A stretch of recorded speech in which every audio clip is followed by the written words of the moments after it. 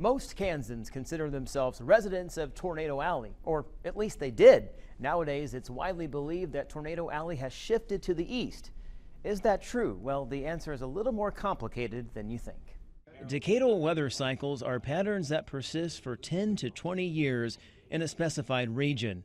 Conditions in one area can, and often do, play a role in another region. For example, during the 1990s and early 2000s, the Atlantic hurricane season was largely in a lull, while the Great Plains were witnessing above-average severe weather episodes, including the 1991 Andover tornado and the May 3, 1999 tornado outbreak.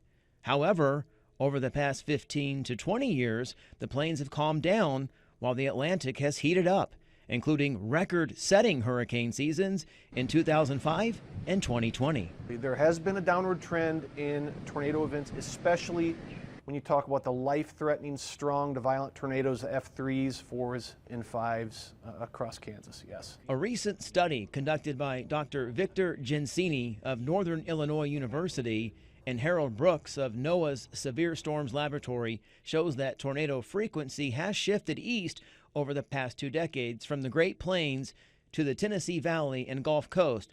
But the question is, why?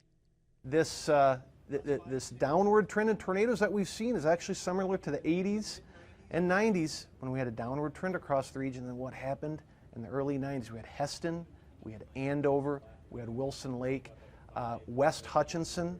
While severe weather events have been less frequent in Kansas over the past 20 years and tornado outbreaks have been increasing farther east, does this mean Tornado Alley has moved? Well, the short answer is no. Even though tornado frequency has recently decreased over the high plains, Kansas, Oklahoma, and Texas still rank in the top 5 regarding tornadic outbreaks since the turn of the century. And when you factor in tornadoes per square mile?